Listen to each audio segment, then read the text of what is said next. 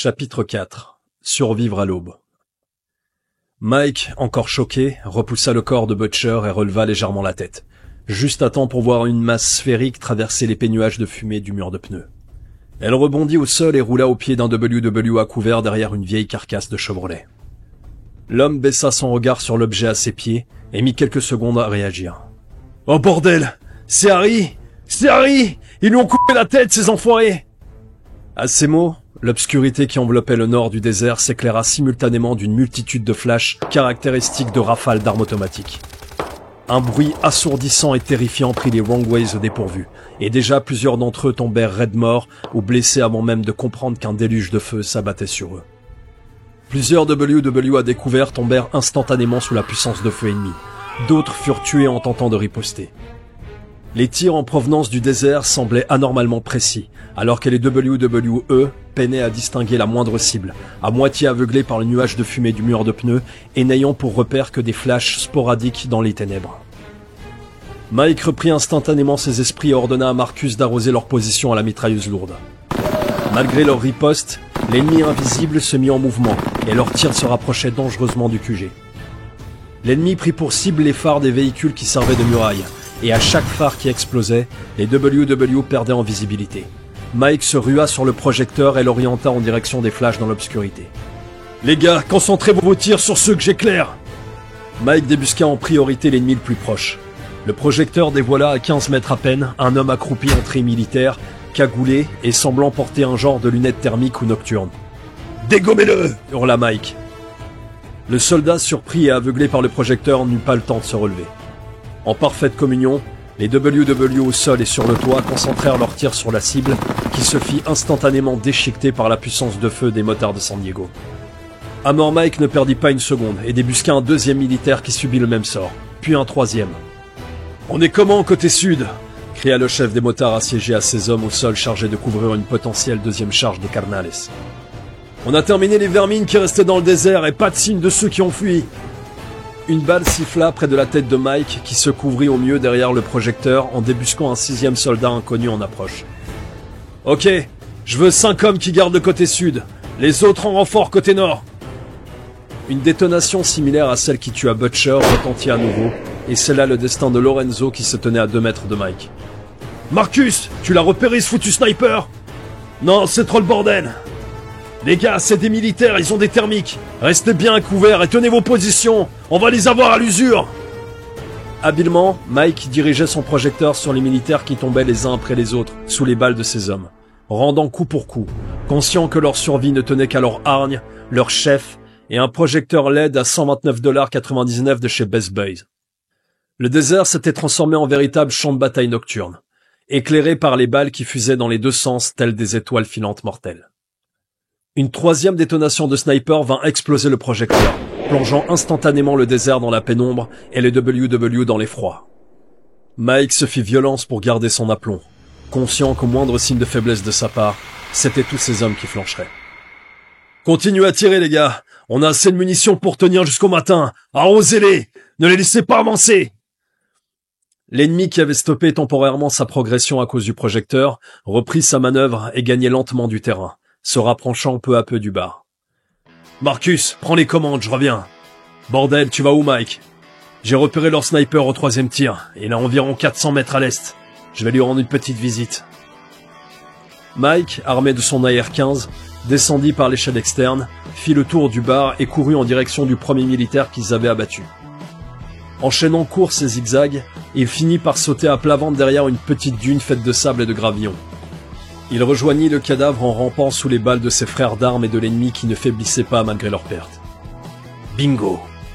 Mike se saisit des lunettes thermiques miraculeusement intactes et en profita pour tenter d'identifier son adversaire laminé de toutes parts. Le corps criblé de balles dévoila un trait militaire standard, trouvable dans n'importe quel surplus de l'armée. Même les lunettes thermiques qu'il était venu récupérer ne lui donnèrent pas d'indice sur la provenance du trouble fait.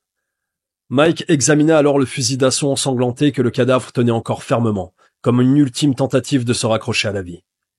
Il le reconnut instantanément. Un FX-05 Xioqualt, fusil d'assaut officiel de l'armée mexicaine. Couplé à son paquet de cigarettes Delicados, trouvé dans une des poches de son gilet tactique, et au visage basané sous la cagoule, Plus aucun doute n'était permis. On se fait attaquer par des foutus militaires mexicains, pensa-t-il. Mais qu'est-ce qu'ils viennent foutre là? Ou peut-être une milice de narcos. Beaucoup de trafiquants de l'autre côté de la frontière s'entouraient d'anciens militaires ou policiers. Et avec leurs moyens, ils pouvaient les équiper si bien que même l'armée régulière mexicaine faisait pas le figure à côté d'eux. Couché dans le sable, éclairé par les balles qui sifflaient juste au-dessus de lui, les pièces du puzzle commencèrent à s'emboîter, et Mike comprit soudain le pourquoi du comment. Ces militaires appartenaient à un gang de narcos, sûrement en guerre avec les trafiquants mexicains qui nous fournissaient notre cam depuis des années, pensa-t-il. Ils ont dû s'allier aux carnales pour s'emparer de notre secteur. Ce qui devait commencer par une guerre d'usure en s'attaquant à notre cargaison s'est transformé en foutue guerre mondiale maintenant que les carnales ont foré leur coup en laissant un témoin. Et se sachant incapables de terminer le boulot seuls, ils ont appelé la cavalerie à la rescousse avant qu'on ne contre-attaque. Mike rampa sur quelques mètres et se releva brusquement pour courir se mettre à couvert derrière une fourgonnette dans la cour du bar. Il s'équipa des thermiques récupérés au péril de sa vie, lui permettant maintenant de voir clairement la silhouette rougeâtre de ses ennemis se dessiner dans l'obscurité. Un sourire carnassier emplit son visage. « Maintenant, moi aussi je vous vois », chuchota-t-il. « Amat, ramène-toi !» Amat défendait le mur nord depuis le début des hostilités, à couvert derrière une vieille Camaro bleue. Malgré le vacarme de la bataille, l'Amérindien entendit l'appel de son chef et le rejoignit juste après avoir refait le plein de chargeurs dans l'une des 3 caisses de munitions posées le long de la ligne de défense nord. « Chef, on arrive à les contenir, mais sans le projecteur, on va pas tenir toute la nuit. » Un hurlement de douleur vint ponctuer l'inquiétude d'Amat. Un des hommes du mur s'écroula en gesticulant. Une balle venait de lui traverser l'épaule. Comme un fantôme surgit de l'autre monde, O'Connor apparut et attrapa le blessé sous les aisselles pour le faire glisser habilement à l'intérieur du bar par l'une des portes latérales. Hammer eut le temps d'entrevoir brièvement l'intérieur du QG quand O'Connor s'y faufila.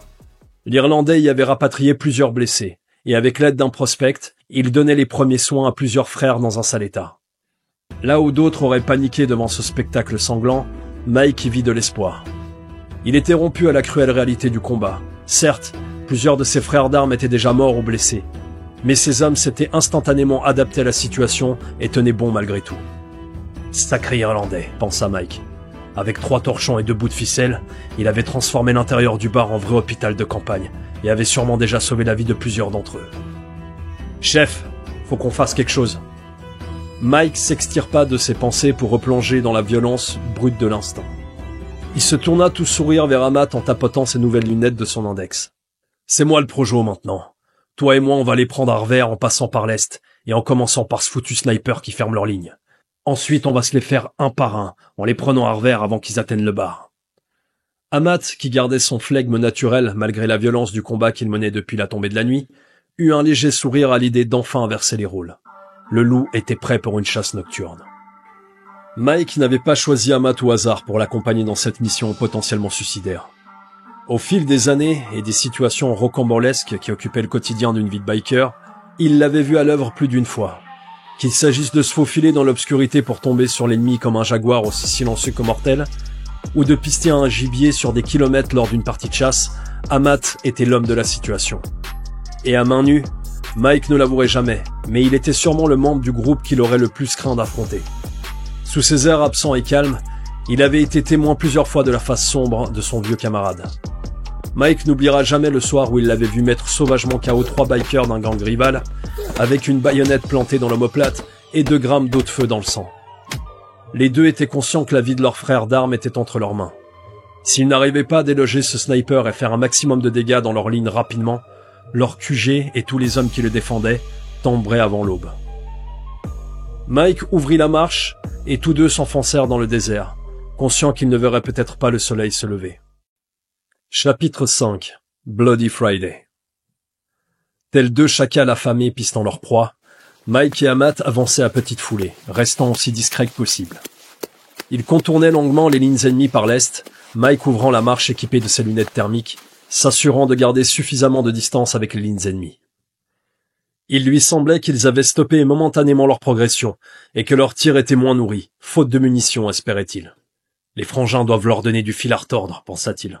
Ils ne devaient pas s'attendre à ce qu'on soit si bien préparé. On a encore une chance de s'en sortir. Amat suivait Mike à la trace dans l'obscurité du désert avec aisance, habitué aux chasses nocturnes en solitaire. Les deux sourirent en entendant au loin une nouvelle rafale de Browning, signe que le QG tenait encore bon. Un tir de sniper retentit. Les deux hommes se stoppèrent net. Le tireur était proche. Ahmad fit signe à Mike de se coucher au sol. Mike balaya la zone du regard mais ne parvint pas à repérer le tireur. Il ne voyait plus d'ennemis devant lui. Ils étaient arrivés au bout de leur ligne. Le sniper devait fermer la marche quelque part tout proche, mais impossible de le débusquer. Mike se retourna vers Ahmad pour lui demander s'il avait repéré le tireur. Mais le pisteur leva un doigt au ciel pour faire signe à son chef de garder le silence. L'Indien s'accroupit, colla son oreille contre le sol rugueux et sec et ferma ses yeux. Mike ne dit pas un mot. Il avait déjà vu faire ce petit tournine d'un western spaghetti lors d'une partie de chasse dans ce même désert. Les gars eurent un fou rire ce jour-là, voyant Ahmad à quatre pattes écoutant le sol. Plus aucun d'eux ne ria quand il les mena droit sur un cerf mulet mâle de 280 kilos. Un barbecue mémorable dont les WW parlent encore avec des étoiles dans les yeux des années plus tard. Ahmad semblait ne faire plus qu'un avec la terre, capable de faire abstraction de tous ses sens superflus. Ainsi, il pouvait ressentir des vibrations à des kilomètres. Introduit dès son plus jeune âge par son père à cette technique ancestrale, il avait appris au fil des années à interpréter ces vibrations, et il était aujourd'hui capable de faire la différence entre la course d'un gros gibier, la marche de plusieurs hommes ou l'arrivée d'un véhicule quand le terrain s'y prêtait. Et le désert était un incroyable amplificateur de sons et de vibrations. Ahmad repérait déjà plusieurs ennemis aux alentours. Il sentait les vibrations émises par les rafales des soldats. Il les sentait se déplacer.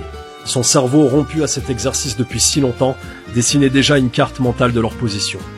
Mais il restait à l'affût, à la recherche d'un son unique, un son bref et puissant. Un nouveau tir de sniper retentit. Mike releva la tête, mais dans le capharnaüm de la bataille, il n'arrivait toujours pas à le localiser. Ahmad ouvrit subitement les yeux, se releva et attrapa Mike par le bras et le guida dans les ténèbres au pas de course. Mike se demanda un instant s'il ne lui avait pas caché un super pouvoir de vision nocturne, car il se déplaçait comme un loup sur son terrain de chasse, évitant aisément les obstacles au sol jusqu'à arriver à un monticule de roches donnant sur un paysage rocailleux. Ahmad se plaqua au sol et invita Mike à l'imiter. Une fois au sol, il prit une longue minute d'observation. Il finit par désigner du doigt une paroi rocheuse d'une dizaine de mètres de haut, se terminant en plateau. Mike observa avec attention, et au bout de plusieurs secondes, il vit un canon long suivi d'une silhouette couchée se former dans ses lunettes. Le sniper était complètement statique et à peine visible à la vision thermique. « Cette enflure est bien plantée », chuchota Mike. « Il doit facilement être à 500 mètres du bar, et il arrive à nous dézinguer. C'est un foutu tireur d'élite. Comment on va réussir à l'atteindre sans qu'il nous repère ?» Ahmad eut un léger sourire. « Laisse-moi en faire mon affaire, chef. Je vais escalader et lui tomber dessus comme une panne sèche au milieu d'un Zaborigo. Le coup de la panne sèche dans le désert, hein. Il va avoir le temps de rameuter tous ses potes d'ici à ce qu'il meure de soif. » Ahmad sortit une lame artisanale, cadeau de son père, rare vestige qu'il avait gardé des siens, et s'enfila une grosse rasade de whisky, terminant le contenu de sa flasque qu'il avait siroté tout au long du trajet nocturne. « Non, ne t'inquiète pas, grand chef. Je vais lui trancher la gorge sans un bruit. Quand il verra son sang jaillir, il rendra son dernier souffle sans même comprendre ce qui lui arrive. Il aurait mérité que je le stoppe vivant en mémoire de nos frères, mais bon, on fait pas toujours ce qu'on veut. T'es vraiment un tordu quand tu bois, Ahmad. Rappelle-moi de plus te contrarier quand t'es bourré. Quand t'auras fini ton travail là-haut, prends son sniper et dégomme-en au maximum. Je ferai pareil au sol, le temps qu'ils comprennent d'où ça vient. On aura peut-être réussi à inverser la tendance à nous deux. Ahmad sourit et partit en direction de la paroi rocheuse, suivi du regard par son chef. Celui-ci arriva bientôt au pied de l'immense bloc de pierre et la contourna afin de trouver une paroi favorable qu'il pourrait escalader sans risquer de se faire repérer par le sniper. Mike l'observa et se focalisa ensuite sur le tireur qui semblait prendre son temps entre chaque tir. Longue distance oblige. Il eut le temps de tirer encore un coup de feu. Mike ne pouvait s'empêcher d'imaginer un de ses hommes tomber à chaque détonation du sniper qui retentissait, et il serra les dents à cette idée morbide. Ahmad grimpa agilement sans se faire repérer et arriva au sommet du plateau. Quelques secondes plus tard, le chef des WW entendit un cri étouffé et la silhouette du tireur sembla être happée dans l'obscurité. Ahmad apparut au sommet du plateau et prit la place du sniper, ajustant déjà son nouveau fusil, prêt à renverser la vapeur. Le premier coup de feu du motard natif américain toucha à la tête un des militaires à une 60aine de mètres d'Hammer Mike, qui le vit s'écrouler sans un bruit dans sa vision thermique. Le chasseur ne ratait jamais sa cible, peu importe le gibier. Ses camarades ne le remarquèrent même pas s'écrouler au sol et continuaient à faire feu. Ils avaient repris leur marche en direction du bar. Mauvais signe pour les WW, pensa-t-il.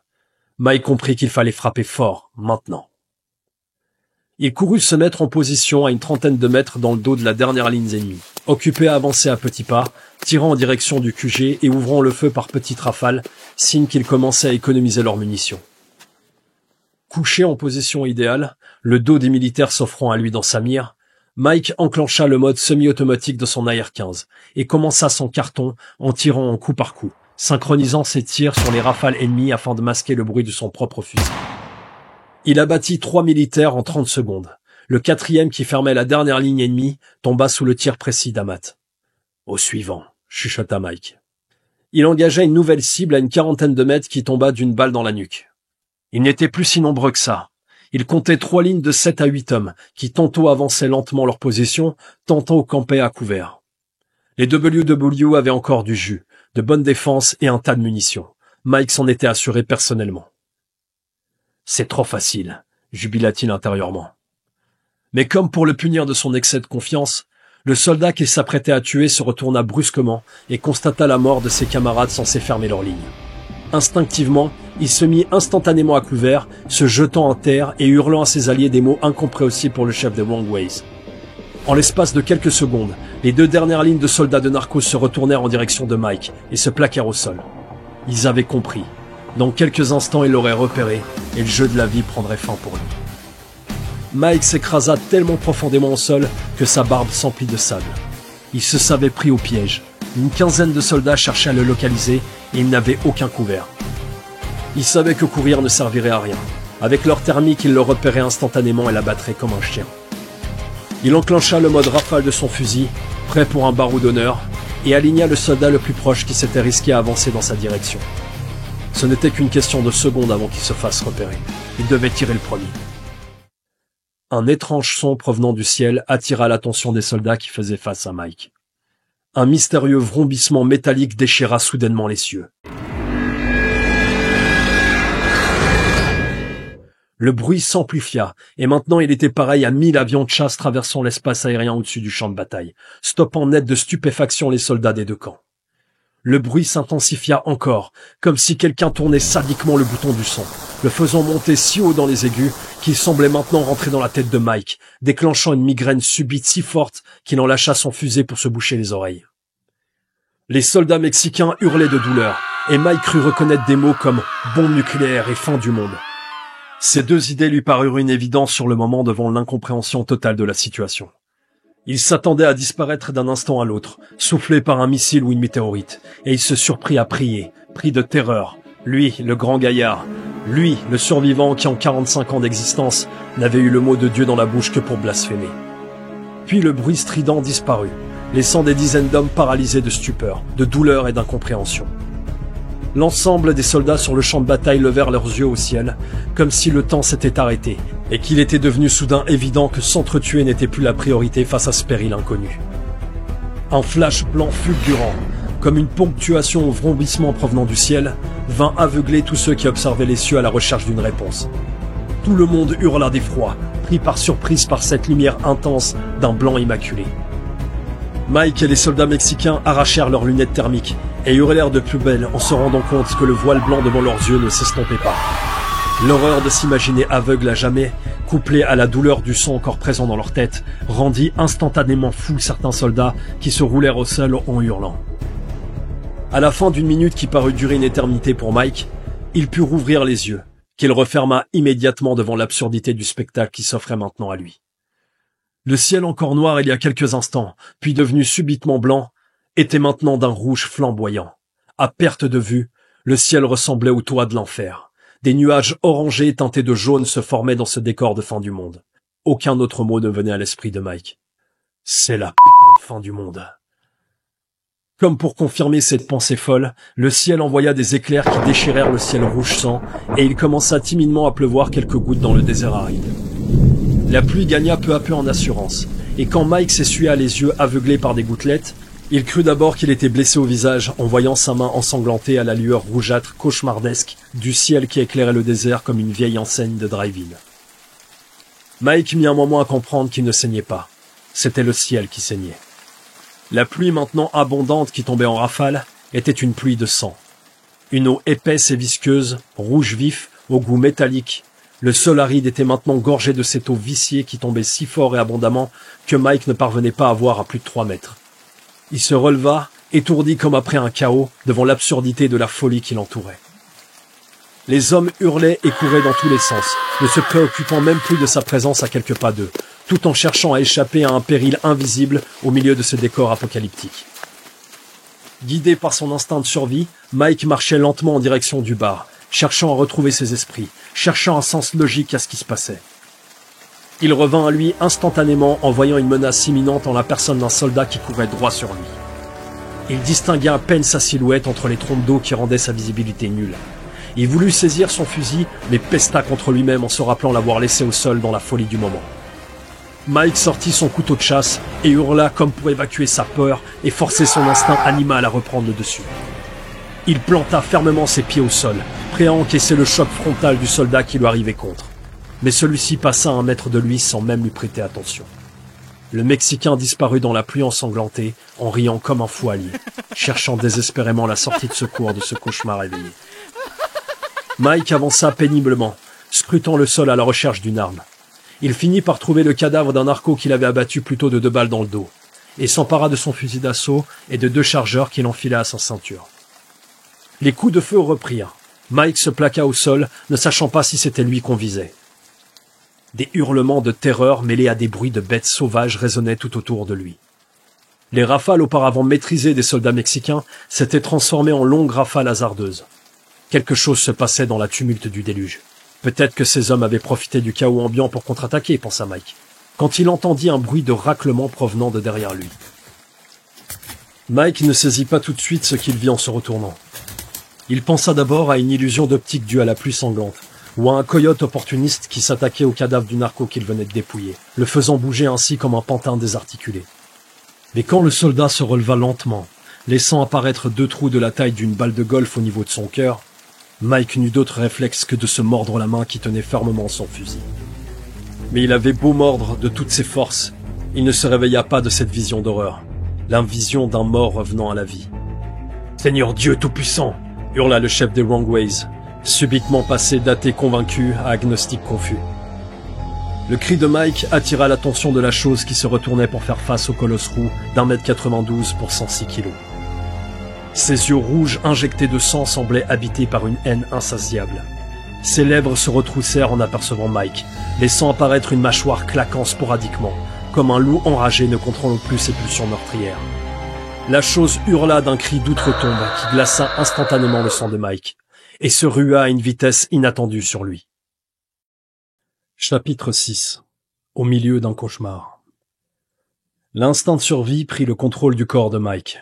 La chose serait sur lui dans 3 secondes, et il ajustait déjà son AR-15.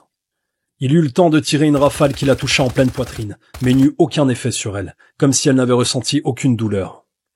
Le cadavre désarticulé se jeta sur lui, mâchoire en avant, et si Mike n'avait pas eu le vif réflexe d'utiliser son fusil comme rempart, il lui aurait dévoré le visage. La puissance de l'impact envoya Mike au sol. La bête humaine tomba sur lui dans un face-à-face monstrueux, tentant frénétiquement de déchiqueter sa face.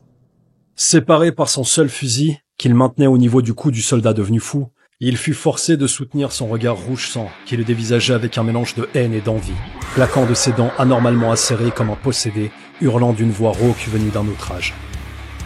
Mike avait envie d'hurler de terreur, de se cacher sous le lit et sangloter comme quand son père rentrait imbibé tard le soir, et qu'au temps qu'il mettait à enfoncer la clé dans la serrure, le petit Mike en déduisait l'état d'alcoolémie de son paternel et le nombre de coups de ceinturon qu'il allait se prendre. Pour la première fois de sa vie d'adulte, il se retrouvait à nouveau dans cet état de stupeur qui le paralysait devant une terreur qui lui paraissait insurmontable. La pluie ne cessait pas, tombant dans ses yeux, le forçant à les fermer par intermittence, augmentant ainsi sa peur à chaque fois qu'il les rouvrait et se retrouvait toujours plongé dans ce cauchemar avec cette chose sur lui, à 3 cm de son visage qui voulait réellement le dévorer. La vision de son père se fit de plus en plus intense, à tel point qu'il jura à l'espace d'un instant voir son visage en celui de la créature. À cet instant, il fut à son tour submergé de haine et trouva la force de projeter la chose à 2 mètres de lui laissant le temps de se relever. Il ajusta un nouveau tir qui toucha sa cible à l'épaule, alors qu'elle se relevait sans peine. Le tir ne paraissait même pas la perturber. Il lui mit un grand coup au visage avec la crosse de son fusil, suivi d'une balayette qui envoya la créature au tapis. Cette fois, il ne lui laissa pas le temps de se relever. Mike vida son chargeur dans la tête de la chose qui arrêta net de bouger, une fois celle-ci réduite en charpie. Mike reprit son souffle, incapable de quitter des yeux le cadavre du soldat mexicain qu'il venait de tuer pour la deuxième fois. La pluie cessa soudainement de tomber. Mike reprit doucement son souffle et rechargea machinalement son arme, comme s'il savait d'instinct que le cauchemar ne faisait que commencer. Les bruits des combats auparavant étouffés par la pluie battante détonnaient maintenant tout autour du fondateur des Wrongways, qui à la lueur du ciel rougeâtre pouvait distinguer maintenant ce qui se passait autour de lui. Il fallut à Hammer quelques secondes pour comprendre l'ampleur du chaos qui l'entourait. Au milieu du désert, des soldats couraient en hurlant, tentant d'échapper à d'autres soldats semblables à celui qu'ils venaient d'affronter. D'autres, plus téméraires, se défendaient, tirant sur ces choses qui ne ressentaient pas les balles, courant sur leurs victimes comme possédés, leur sautant à la gorge pour mieux les amener au sol et les déchiqueter sauvagement, dévorant leur chair et arrachant leurs entrailles à main nue.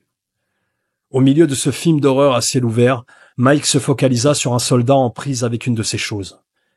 Le militaire la maintenait à distance de morsure, lui en serrant le cou fermement d'une main, et de l'autre sortit son 9 mm et tira à bout portant plusieurs balles dans le ventre du possédé qui continuait malgré tout à gagner du terrain. Il finit par déséquilibrer le narco qui tomba au sol, et la créature lui tomba dessus, lui mordant frénétiquement la main qu'il sacrifia sciemment pour protéger son visage. Le Mexicain hurla de douleur et cracha ce que Mike identifia comme un juron concernant la maman de la chose et le plus vieux métier du monde, avant de réussir à lui poser son pistolet sur le front et tirer un coup de feu qui rendit espoir à Mike. La balle dans la tête stoppa net la créature qui s'écroula inanimée. C'est confirmé, pensa Mike. Leur point faible, c'est la tête. Le soldat se releva tenant sa main sanguinolente et hurla à ses camarades. « La cabeza! Hay que apuntar la cabeza !» Le soldat leva les yeux et croisa le regard de Mike. Les deux hommes s'observèrent en silence. Mike leva son arme et le Mexicain, paniqué, fit de même avec un temps de retard. Mike tira le premier. Un des monstres qui se ruait sur le soldat blessé tomba au pied de celui-ci, un trou dans la tête. Mike venait de lui sauver la vie. « Vamonos !» cria Mike au soldat encore abasourdi. Mike désigna son QG au loin au soldat encore éberlué de s'être fait sauver par celui qu'il était venu tuer. Comme si Mike lisait les sous-titres de son esprit, il lui répondit « T'emballe pas, mon mignon. J'ai besoin d'un mec aussi fou que moi pour traverser ce foutu désert et atteindre mon bar. » Le Mexicain ne comprit pas un mot de l'imposant biker, mais instinctivement il savait qu'il fallait le suivre s'il voulait survivre. Les deux hommes coururent en direction du bar à quelques centaines de mètres. Tout autour d'eux, des hommes morts ou vivants couraient ou se battaient. À chaque pas, les deux hommes priaient qu'une de ces choses ne les remarque pas et ne les prenne pas en chasse. En plus des créatures, Mike ajustait sa course afin d'éviter de se retrouver dans le trajectoire d'une balle perdue. Les soldats n'ayant pas encore succombé à la terreur tiraient en rafale aveugle et les balles fusaient de partout, touchant parfois un des leurs encore en vie. Devant le duo improbable, deux créatures qui venaient littéralement de dévorer vivant les entrailles d'un malheureux soldat ayant choisi la fuite, se relevèrent simultanément à leur approche et les chargèrent à une vitesse déconcertante. Les deux survivants gardèrent leur sang-froid, conscients que céder à la peur résulterait à finir en dessert pour ces deux voraces à l'appétit insatiable. Le Mexicain visa du mieux qu'il put de sa main valide la première créature qui fonçait à vive allure sur eux. Le quatrième tir de 9 mm vint se loger dans le front de la chose, qui s'écroula au sol. Mike attendit aussi calmement que possible d'aligner la deuxième créature, et lui explosa la tête d'une rafale de 3 balles qui lui fendirent le crâne en deux. Les deux hommes échangèrent un sourire de soulagement. Mike vit le sourire de son allié de fortune s'effacer subitement et la terreur envahir son visage, puis il cria en pointant son arme dans sa direction. Un coup de feu puissant retentit au loin. Mike se retourna juste à temps pour voir un troisième vorace qu'il n'avait pas repéré, prendre une balle dans l'épaule qui lui disloqua le bras. La chose tomba au sol sous la puissance de l'impact et finit sa course entre Mike et son allié. Le Mexicain vida alors le reste de son chargeur dans le crâne du mort-vivant et rechargea aussitôt son arme maladroitement de sa main blessée. Mike se retourna et leva son pouce en l'air en direction de la falaise lointaine où se trouvait Amat, qui venait de lui sauver la vie. Les deux hommes reprirent leur course, menés en tête par Mike qui redoublait de prudence, se jurant qu'il ne se ferait plus surprendre, au moins ce soir. Ils étaient à une dizaine de mètres de la barrière nord de son bar. Il fut surpris de ne plus voir d'hommes à la barricade. Il remarqua soudain 2 Wrongways à l'entrée du désert, courant derrière un soldat qui hurlait terrifié. Leur manière de courir se rapprochait plus de l'animal que de l'humain. Mike comprit instantanément que ce fléau ne s'était pas arrêté au désert, et à mesure qu'il approchait de ce qu'il envisageait comme le seul endroit sûr sur Terre, il appréhendait maintenant de se retrouver plongé encore plus profond au royaume de la folie.